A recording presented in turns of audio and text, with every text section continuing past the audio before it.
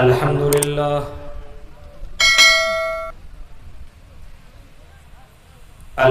لله نحمده ونستعينه ونستغفره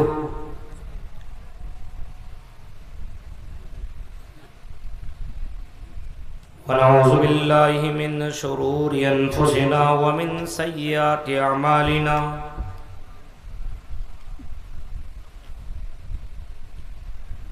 من يهده الله فلا مضل له ومن يضلله فلا هادي له وأشهد أن لا إله إلا الله وحده لا شريك له وأشهد أن محمدًا عبده ورسوله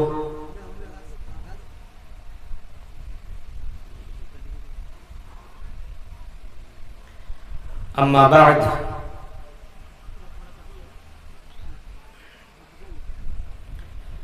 فإن خير الحديث كتاب الله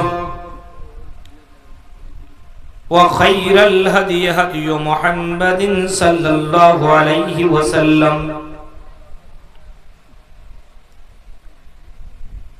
وشر الأمور محدثاتها وكل محدثة بدعة وكل بدعة ضلالة وكل ضلالة في النار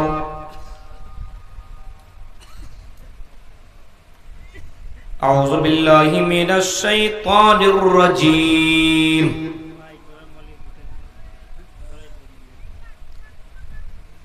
بسم الله الرحمن الرحيم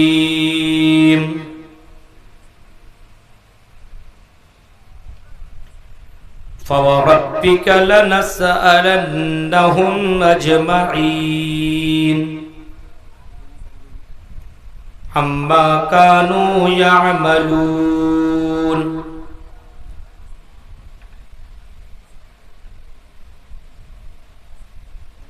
وقال النبي صلى الله عليه وسلم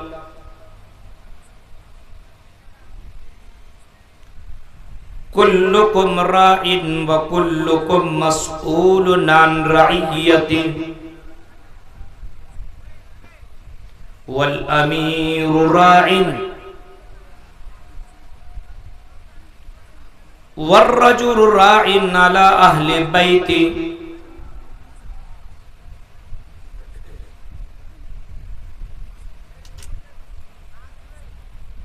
رواه البخاري رب اشرح لي صدري ويسر لي امري واحلل عقدة من لساني يفقهوا قولي اللهم رب زدني علما آمین. قابل احترام اسٹیج پر تشریف فرما علماء کرام، اہم ذمہ داران اور جنا گڑیا، لٹی پاڑا، پاکوڑ اور اس کے اطراف و اکناف سے آئے ہوئے معزز سامعین حضرات، اسلامی بزرگوں، نوجوان دوستوں، پیارے بچوں اور پردہ نشین میری ماں اور بہنوں، رات کافی ہو چکی ہے، 2:15۔ مجھ سے قبل ابھی آپ میرے محترم دوست شیخ فضل الرحمن سراجی کو سن رہے تھے۔ آپ نے ان سے پہلے بھی خطبہ کو آپ نے سنا، جناب پرویز صاحب کو بھی آپ نے سنا اور دیگر مقررین کو آپ نے سنا۔ یہ جلسہ مسجد کی تعمیر و ترقی کی مناسبت سے ہی یہ جلسہ رکھا گیا ہے، اور یہاں کے ذمہ داران سے میری جو بات ہوئی وہ یہی کہ آپ کو ٹائم 2:30 بجے دیا جائے گا.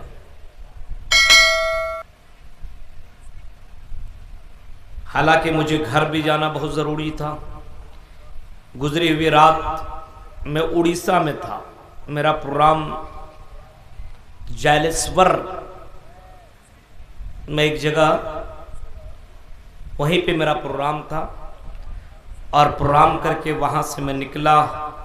وایا ہاوڑا ہوتے ہوئے ایک کلک ایکسپریس سے میں پاکوڑ پہنچا اور پاکوڑ سے اپنے ہرن پور کا ایک دوست ہے ان کے یہاں میں قیام کیا. میں نے سوچا کہ 12 بجے تک پروگرام کر کے میں نکل جاؤں گا کیونکہ آج گھر میں بھتیجی کا نکاح بھی ہے, وہاں شرکت بھی کرنی ہے. لیکن آپ یہ سمجھ سکتے ہیں کہ پروگرام رچانے والا جو ترتیب دے دیتا ہے اسی کے مطابق آپ کو بولنا ہوتا ہے. میں نے کہا کوئی بات نہیں, آپ کا جلسہ سکسیز ہو, آپ 2 بجے دیں 3 بجے دیں جتنے بجے دیں, باقی پھر ہم پہنچ جائیں گے. ہم ہی کشٹ اٹھا لیں, پروگرام بس کامیاب ہو جائے. بہرکیف آپ نے بہت کچھ سنا. آخر میں مجھے آپ کے سامنے لایا گیا ہے اور کچھ اہم باتیں اور بہت ہی قیمتی باتیں آپ کے سامنے بیان کر کے میں بھی اپنی باتیں ختم کر دوں گا.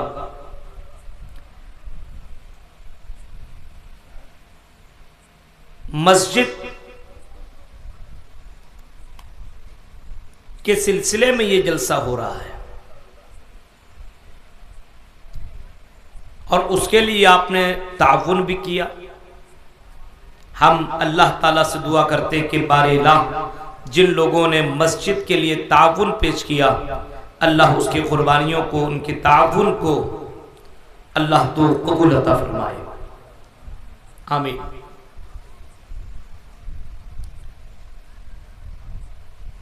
موضوع ہے احساس ذمہ داری. ایک انسان کے اندر احساس پیدا ہو جائے تو وہ زندہ ہے, اور اگر احساس ہی ختم ہو جائے تو پھر وہ مردہ ہے.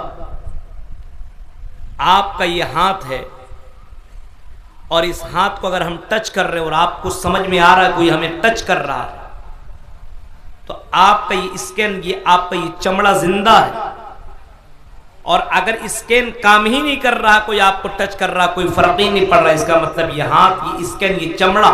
یہ آپ کا مر چکا ہے. اللہ رب العالمین نے بے شمار نعمتیں ہمیں دی ہے, اتنی نعمتیں دی ہے کہ ان نعمتوں کو کوئی گن نہیں سکتا ہے. اتنی نعمتیں ہر کوئی اپنے آپ کے اندر اگر غور و فکر کرے تو بے شمار نعمتیں اسے دکھائی دیں گی, اور ہر نعمت اپنی جگہ ایک نعمت سے بڑھ کر کے ایک نعمت ہے. کسی بھی نعمت کو آپ کم آنک نہیں سکتے ہیں, کم سمجھ نہیں سکتے ہیں. یہ جو زبان جس سے میں بول رہا ہوں, جس سے میں اپنی باتیں آپ تک پہنچا رہا ہوں, آپ کو سمجھانے کی کوشش کر رہا ہوں, یہ زبان اتنی بڑی نعمت ہے کہ یہ زبان کی وجہ سے آدمی کو دنیا میں عزت بھی ملتی ہے, دنیا میں بے شمار چیزیں مل جاتی ہے اسی زبان کی وجہ سے. اگر بولنا کوئی جانتا ہے, لوگوں کے بیچ میں اپنی فریادیں اپنے باتیں رکھتا تو ان کی باتوں کو سمجھ کر کے ان کی باتیں پوری کی جاتی, ان کے معاملات کلیئر کیا جاتا ہے. لیکن کوئی گونگا آدمی ہے, بول نہیں سکتا ہے, وہ بھی سوچتا کاش کہ مجھے بولنے کے لیے زبان مل جاتی, میں بھی بولتا. یہ نعمت اتنی بڑی نعمت ہے کہ کسی گونگا آدمی سے پوچھو کہ زبان کی کتنی بڑی نعمت ہے, وہ بتائے گا اس سے بڑھ کر کے کوئی نعمت نہیں ہے. حالانکہ اس گونگا آدمی کے پاس ساری چیزیں موجود ہیں, ہر نعمت اس کے پاس اویلیبل ہے, لیکن زبان کی نعمت نہیں ہے. ایک آدمی کے پاس زبان ہے لیکن آنکھ نہیں، ان سے پوچھو آنکھ کتنی بڑی نعمت ہے، اور یہ اللہ رب العالمین کا یہ کتنا بڑے احسان و کرم ہے تیرے اوپر۔ جس کے پاس زبان ہے لیکن آنکھ نہیں ہے، وہ بولے گا کہ مولانا میرے پاس نعمتیں تو ہے لیکن آنکھ نہیں ہے، تو ایسا لگتا ہے کہ دنیا میرے لیے بیکار۔ ایک نعمت، اتنی بڑی نعمت اگر آنکھ نہ ملے تو یہ دنیا بیکار۔ ہر نعمت اپنی جگہ پرفیکٹ ہے، ہر نعمت اپنی جگہ بالکل کمپلیٹ ہے، اور نعمتوں کا شکریہ ادا کرنا ہر کسی کی ذمہ داری ہے۔ اور ان نعمتوں کے تعلق سے اللہ فرماتا ہے اے میرے بندو قل لو کان البحر مدادا لکلمات ربی لنفد البحر قبل ان تنفد کلمات ربی ولو جئنا بمثله مددا۔ اے نبی آپ اعلان کر دو، آپ کہہ دو قل لو کان البحر مدادا لکلمات ربی،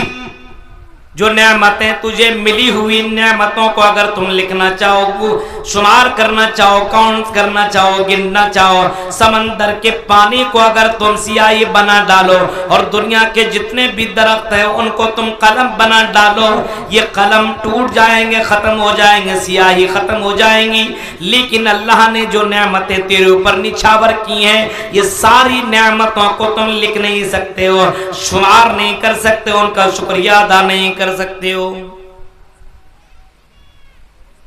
اتنی نعمت اللہ تعالیٰ نے دی ہے، اور سب سے بڑی نعمت مسلمانوں اور یہاں کے لوگوں جو ہمیں اور آپ کو ملی ہوئی اسلام کی شکل میں،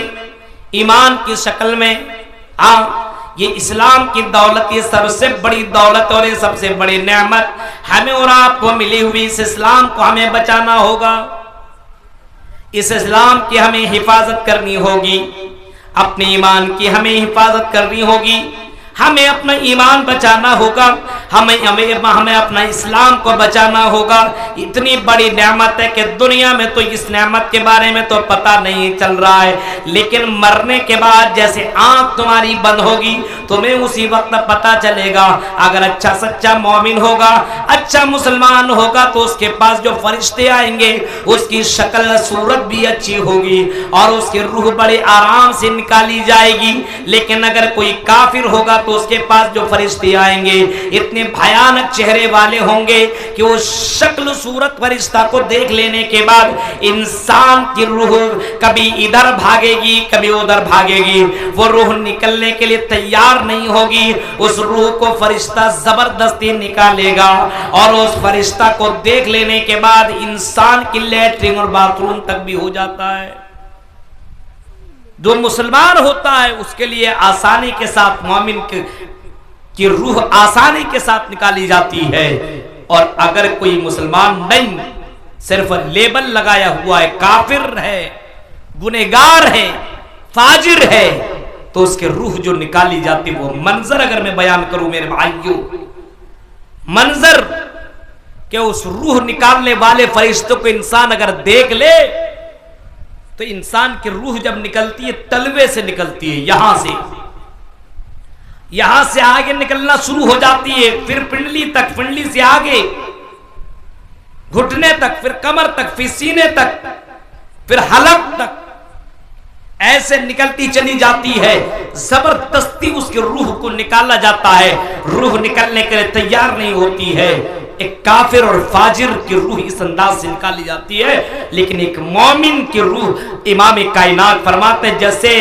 بوتل سے پانی کیسے نکالا جاتا ہے اس کو نکلنے میں ذرہ برابر پرابلم نہیں، ایسے مومن کی روح بڑی آسانی کے ساتھ نکالی جاتی ہے۔ تو ایک اسلام کی نعمت اگر آپ کو مل جائے تو روح نکل رہی ہے تب بھی کوئی ٹینشن نہیں۔ ہاں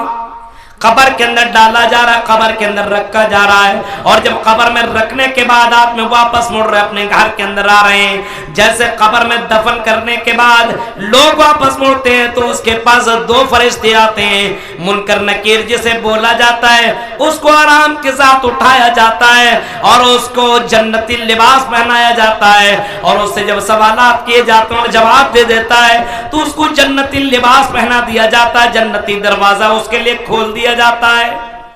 مومن جو ہوتا ہے اور جو کافر ہوتا ہے، میرے بھائیوں ذرا تصور کرو، اگر وہ مسلمان نہیں، اگر وہ مومن نہیں ہے، اس کو جہنمی لباس پہنایا جاتا ہے اور اس کے آگے پیچھے چاروں طرف جہنم کی آگ بچھا دی جاتی ہے اور جہنم کا دروازہ، جہنم کی کھڑکی اس کے لیے کھول دی جاتی ہے۔ بتانے کا مطلب یہ ہے کہ یہ اگر اسلام کی نعمت ہے، ایمان کی دولت ہے تیرے پاس، تو دنیا کے اندر بھی سکون، مرنے کے بعد بھی سکون ہے۔ اس نعمت کا احساس اپنی زندگی کے اندر رکھا کرو اور اللہ کا شکر ادا کیا کرو۔ اسی وجہ سے قرآن کہتا ہے فَوَرَبِّكَ لَنَسْأَلَنَّهُمْ أَجْمَعِينَ، تیرے رب کی قسم، فَوَرَبِّكَ لَنَسْأَلَنَّهُمْ أَجْمَعِينَ، اے میرے بندو تم سے ہر نعمتوں کے بارے میں ضرور بضرور سوال کیا جائے گا۔ ایک ایک نعمت کے بارے میں اللہ تعالیٰ پوچھے گا، جسم کے اندر جتنی بھی نعمتیں، نعمتوں کے بارے میں اللہ پوچھے گا، یہ گھر مکان جو اللہ نے دیا اس کے بارے میں بھی پوچھے گا، بیوی بچے اولاد، ان نعمتوں کے بارے میں بھی اللہ تبارک و تعالیٰ پوچھے گا۔ میرے بھائیو یہ نعمتیں آپ کو، ہمیں اور آپ کو بڑی آسانی کے ساتھ ملی ہوئی ہے، کوئی احساس نہیں ہے۔ ان لوگوں سے پوچھو جو پلیٹ فارم کے اندر اپنی زندگی کاٹ رہے ہیں، جن کا گھر مکان نہیں ہے، پلیٹ فارم کے اندر پڑا ہوا ہے اور بھیک مانگ رہا ہے اور یہاں وہاں بھٹک رہا ہے، ایک گھر بنانے کے لیے وہ پریشان ہے، لیکن اللہ نے آپ کو مکان بھی دیا، اللہ نے آپ کو ایمان کی دولت بھی دی ہے، اللہ نے آپ کو اولاد جیسی نعمت سے بھی نوازا ہے۔ اس کے باوجود اگر ان ذمہ داریوں کا اگر احساس نہیں ہے، ان نعمتوں کا اگر احساس نہیں ہے، تو میرے بھائیوں اب تصور کرو اللہ کے یہاں جواب تم کیسے دو گے؟ فَوَرَبِّكَ لَنَسْأَلَنَّهُمْ أَجْمَعِينَ، فرمایا اے میرے بندو تم سے ہر نعمت کے بارے میں اللہ تعالیٰ قیامت کے دن سوال کرے گا۔ اما كانوا يعملون، اللہ تبارک و تعالیٰ پوچھے گا جو دنیا کے اندر تم عمل کیا کرتے تھے، ان نعمتوں کے بارے میں اللہ رب العالمین قیامت کے دن سوال کرے گا۔ احساس ذمہ داری ہر مسلمان مرد عورت کو ہونا چاہیے، ہر گارجین کو ہونا چاہیے۔ امام کائنات جناب محمد رسول اللہ کو دیکھیے، احساس ذمہ داری دیکھیے۔ امام کائنات نے اپنی زندگی میں دعوت و تبلیغ کا کام کیا، آپ نے دعوت و تبلیغ کا کام 23 سالہ زندگی بھر کرتے رہے۔ مکہ میں بھی آپ نے کیا، مدینہ کے اندر بھی آپ نے کام کیا، اور مکہ والوں نے آپ کو جب پریشان کیا، جب آپ کو تکلیف دینے کی کوشش کی، تو اللہ کے نبی یہ ذمہ داری کا احساس آپ کے پاس ہے، اسی ذمہ داری کو نبھانے کے لیے آپ طائف کی طرف چلے جاتے ہیں، اور طائف جانے کے بعد آپ نے طائف والوں کو بھی دعوت دی، آپ نے لوگوں کو اللہ کی طرف، وہاں پہ بھی آپ نے لوگوں کو بھی بلایا۔ حضرت محمد رسول اللہ صلی اللہ علیہ وسلم کی زندگی اگر آپ پڑھیں گے تو میرے بھائیوں، امام کائنات کو احساس ذمہ داری اتنی زیادہ ہے کہ ایک مرتبہ حضرت عبداللہ ابن مسعود سے کہتے ہیں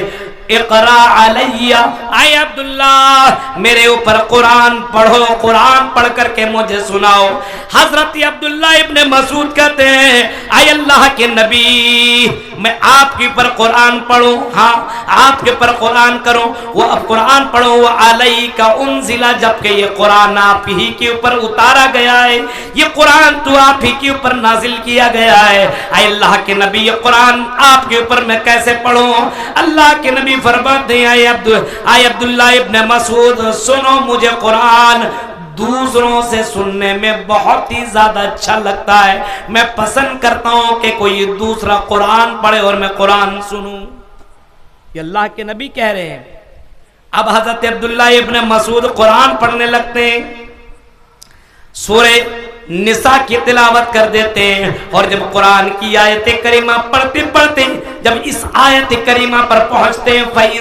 فَكَيْفَ إِذَا جِئْنَا مِنْ كُلِّ أُمَّةٍ بِشَهِيدٍ وَجِئْنَا بِكَ عَلَى هَؤُلَاءِ شَهِيدًا، جب قرآن کی آیت کریمہ کے اوپر پہنچتے ہیں تو اللہ کے نبی کہتے ہیں بس کرو بس کرو بس کرو، آئی عبداللہ رک جاؤ رک جاؤ رک جاؤ۔ حضرت عبداللہ ابن مسعود رک جاتے ہیں اور وہ کہتے ہیں جیسے میں نے اپنی نظریں اٹھا کر کے امام کائنات کو دیکھا تو کیا دیکھتا ہوں، فَإِذَا عَيْنَاهُ تَذْرِفَانِ، کیا دیکھتا ہوں کہ اللہ کے نبی کی دونوں آنکھوں سے آنسو بہ رہے ہیں، زار و قطار رو رہے ہیں۔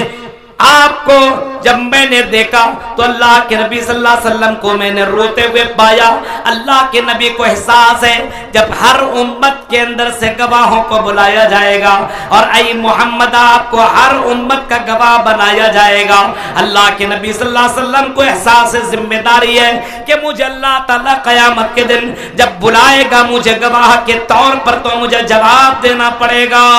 اللہ کے نبی فرماتے ہیں کہ اللہ رب العالمین قیامت کے دن حضرت نوح علیہ السلام کو بلائے گا، اور نوح کو بلانے کے بعد اللہ کہے گا حل بلغت،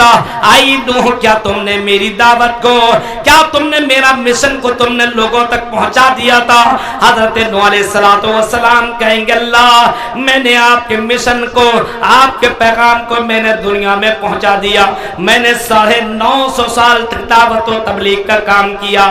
میں نے فردن یہ کام کیا، اجتماعی طور پر میں نے یہ کام کیا، میں نے دعوت و تبلیغ کا کام کیا۔ اللہ کہے گا اینو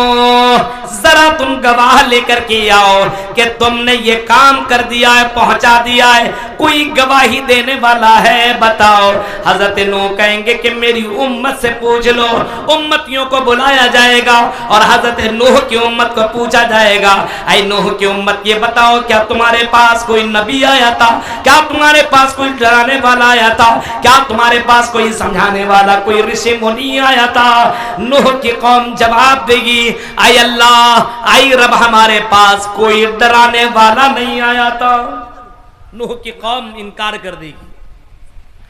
اب نوح سے پوچھا جائے گا اے نوح بتاؤ اب تمہارے پاس کوئی گواہی دینے والا ہے؟ تو حضرت نوح علیہ السلام کہیں گے محمد اور ان کی امت یہ گواہی آپ کو دیں گی، اور وہ کہیں گے کہ ہاں نوح اپنے قوم کے پاس آیا تھا ڈرانے کے لیے۔ ہر کسی کو معلوم ہے نا، قرآن کے اندر موجود ہے نا کہ اللہ نے نوح کو وَلَقَدْ أَرْسَلْنَا نُوحًا إِلَىٰ قَوْمِهِ فَلَبِثَ فِيهِمْ أَلْفَ سَنَةٍ 50 عَامًا، کہ حضرت نوح کو اللہ تبارک و تعالیٰ نے 950 سال تک دعوت و تبلیغ کے لیے بھیجا، 950 سال دعوت و تبلیغ کا کام کرتے رہے۔ حضرت نوح کے تعلق سے اللہ کے نبی گواہی دیں گے، ان کی امت بھی گواہی دے گی، تب حضرت نوح علیہ السلام کو چھوڑ دیا جائے گا۔ میرے بھائیوں یہ احساس ذمہ داری امام کائنات کو ہے کہ مجھے اللہ کے یہاں جواب دینا پڑے گا، اللہ کے یہاں مجھے اپنی ذمہ داری کا جواب دینا پڑے گا۔ امام کائنات یہ سوچ کر کے رونے لگتے ہیں اور زار و قطار رونے لگتے ہیں۔ یہی احساس ذمہ داری ہے، اسی احساس ذمہ داری ہے جب دعوت و تبلیغ آپ کرنے لگے اور آپ کے بعد جب لوگوں نے نہ مانی تو میرے بھائیوں اللہ کے نبی صلی اللہ علیہ وسلم کو ایسا لگ رہا تھا کسی پہاڑ میں جا کر کے وہاں سے کود جاؤں اور اپنے آپ کو مار دوں۔ فَلَعَلَّكَ بَاخِعٌ نَفْسَكَ عَلَىٰ آثَارِهِمْ إِن لَّمْ يُؤْمِنُوا بِهَٰذَا الْحَدِيثِ أَسَفًا۔ میرے بھائیوں اے نبی اے محمد صلی اللہ علیہ وسلم ایسا آپ کو ایسا لگ رہا ہے فَلَعَلَّكَ بَاخِعٌ نَفْسَكَ عَلَىٰ آثَارِهِمْ إِن لَّمْ يُؤْمِنُوا، اگر یہ ایمان نہ لے آئیں تو آپ اپنے آپ کو ہلاک کر دیں۔ اتنا زیادہ ٹینشن میں امام کائنات ہیں۔ میرے بھائیوں احساس ذمہ داری ہے، اللہ نے ایک بوجھ دیا ہے اللہ کے نبی کو، تو اللہ کے نبی اس بوجھ کو سمجھ رہے ہیں اور ذمہ داری نبھا رہے ہیں۔ آپ سونے کی کوشش کم کر رہے ہیں، دعوت و تبلیغ بھی کر رہے ہیں، اور رات کی تاریکی میں اللہ کے نبی صلی اللہ علیہ وسلم لمبے لمبے قیام اور سجدے کر رہے ہیں، حضرت عائشہ کہتی ہیں کہ میں نے دیکھا کہ اللہ کے نبی اتنے لمبے لمبے سجدے کر رہے ہیں، تو میں نے پوچھ لیا ایک مرتبہ اللہ کے نبی اتنے لمبے لمبے سجدے کیوں کر رہے ہیں؟ آپ نے جواب دیا افلا اکون عبدا شکورا، اے میری بیوی عائشہ کیا میں اللہ کا شکر گزار بندہ نہ بنوں جس اللہ نے مجھے نبیوں کا سردار بنایا، امام الانبیاء بنایا، جس اللہ نے مجھے بے شمار نعمتوں سے نوازا، جس اللہ نے مجھے حوض کوثر کا مالک بنایا، جو اللہ مجھے جنت کا دروازہ کھولنے کا آرڈر دے گا، یہ ساری نعمتیں مجھے اللہ تبارک و تعالیٰ نے دی ہے، کیا میں اللہ کا شکر گزار نہ بنو؟ میرے بھائیو یہ ذمہ داری کا احساس تھا امام کائنات کو، تو اللہ رب العالمین کا شکریہ اس انداز سے اللہ کے نبی صلی اللہ علیہ وسلم کیا کرتے تھے کہ آپ کے پیروں میں ورم پڑ جایا کرتا تھا۔ احساس ذمہ داری، نبی کو احساس ہے کہ مرنے کے بعد جواب دینا پڑے گا، قوم کے اندر کوئی غلطی کر رہا ہے تو احساس ہے اور فوراً آتے کھانا تک بھی نہیں کھاتے، اور احساس ذمہ داری کے احساس ہے، فوراً اس ذمہ داری کو نبھانے کے لیے نکل جاتے ہیں۔ اللہ کے نبی کے پاس 3 لوگ آئے، صحیح بخاری کی حدیث ہے، ثلاثۃ رہط، اللہ کے نبی صلی اللہ علیہ وسلم کے پاس 3 لوگ آئے اور 3 لوگوں نے اللہ کے نبی کی بیویوں سے سوال کیا، کیونکہ اللہ کے نبی گھر کے اندر موجود نہیں ہے۔ کیا پوچھتے ہیں کہ اللہ کے نبی کی زندگی کے بارے میں بتاؤ، باہر کے حالات تو ہم جانتے ہی ہیں، گھریلو زندگی کے بارے میں بتاؤ کہ اللہ کے نبی عبادت کتنی کرتے ہیں، کب سوتے ہیں، کب جاگتے ہیں، کب کتنا کھاتے ہیں، کیا کرتے ہیں، یہ ساری باتیں ہمیں بتائیے، کب دعا مانگتے ہیں، کب بیوی بچوں کے ساتھ رہتے ہیں۔ بیویوں نے اللہ کے نبی کے بارے میں بتایا کہ اللہ کے نبی رات میں سوتے بھی ہیں، جاگتے بھی ہیں، بیویوں کا حق بھی ادا کرتے ہیں، یہ سارا کام کرتے ہیں۔ ان لوگوں کو کم لگا کہ اللہ کے نبی صلی اللہ علیہ وسلم کی عبادتیں کہاں اور ہماری عبادتیں کہاں؟ ارے اللہ کے نبی کو اللہ رب العالمین نے بخش دیا ہے، اللہ رب العالمین نے معاف کر دیا ہے، اب اللہ کے نبی کو اتنی زیادہ عبادت کرنے کی کیا ضرورت ہے، اتنی زیادہ اللہ کے سامنے سجدہ کرنے کی کیا ضرورت ہے؟ اس وجہ سے ان تینوں میں سے ایک بولنے لگا کہ آج کے بعد میں کبھی بھی رات میں سوؤں گا نہیں، پوری رات میں نماز پڑھوں گا، پوری رات میں سجدے کروں گا، پوری رات میں قیام کروں گا، کیونکہ اللہ کو پوری رات عبادت کرنا بہت ہی زیادہ اچھا لگتا ہے، اللہ کو یہ بہت ہی زیادہ پسند ہے۔ فرمایا کہ میں پوری رات جاگتا رہوں گا۔ دوسرا کہتا ہے ارے میں بیویوں کے چکر میں نہیں پڑوں گا۔ تیسرا کہتا ہے کہ میں روزہ رکھوں گا، یہ روزہ اللہ کو بہت ہی پسند ہے، کبھی بھی روزہ نہیں چھوڑوں گا۔ نبی اکرم رات میں آتے ہیں، مغرب کے سمے آتے ہیں، گھر والے نے بتایا اللہ کے نبی آپ کے پاس 3 لوگ آئے لیکن آپ نہیں تھے، آپ کے بارے میں ہم نے بتا دیا۔ اللہ کے نبی ان لوگوں کی آپ کی عبادتیں کم لگی، وہ لوگ یہاں سے جانے لگے تو یہ بول کر کے جانے لگے کہ رات بھر قیام کروں گا، ایک کہتا ہے پوری رات جاگتا رہوں گا، پوری رات سجدے میں گزار دوں گا، عبادت کرتا رہوں گا، اور دوسرا کہتا ہے کہ ان عورتوں کے چکر میں نہیں لگوں گا، میں شادی نہیں کروں گا، نکاح نہیں کروں گا، تیسرا کہتا کہ میں روزہ رکھوں گا، کبھی بھی روزہ کو چھوڑوں گا نہیں۔ اللہ کے نبی صلی اللہ علیہ وسلم نے گھر میں زیادہ دیر قیام بھی نہ کیا، جلدی سے نکلے اور ان تینوں لوگوں کے پاس پہنچنے کے بعد آپ نے اصلاح کا کام کیا اور آپ نے سمجھانے کی کوشش کی اور آپ نے فرمایا کیا تم نے قضا و قضا، کیا تم نے ایسا اور ایسا بولا ہے؟ ان لوگوں نے کہا ہاں اللہ کے نبی ہم نے ایسا بولا ہے۔ اللہ کے نبی فرماتے ہیں لوگوں سنو، غور سے سنو، اما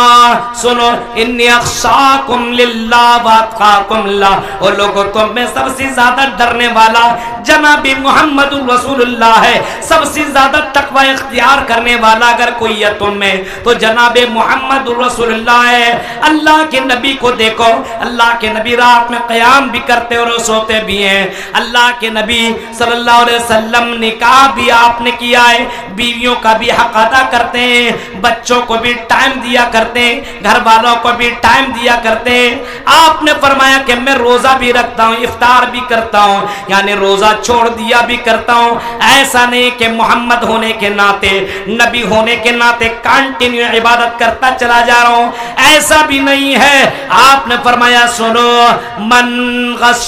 آپ نے فرمایا من رغب عن سنتی فلیس منی، جو میری سنت کا انکار کرے گا وہ مجھ میں سے نہیں ہوگا. یعنی محمد رسول اللہ کی، محمد رسول اللہ میں سے نہیں مانا جائے گا، اس کی امتی میں، اس کی سنت کو ماننے والوں میں سے نہیں مانا جائے گا. اگر نبی کو مانتے ہو تو نبی کی سنت یہ کہ نکاح کرو، نبی کی سنت یہ کہ رات میں سو بھی جاگو بھی، نبی کی سنت یہ کہ روزہ بھی رکھو.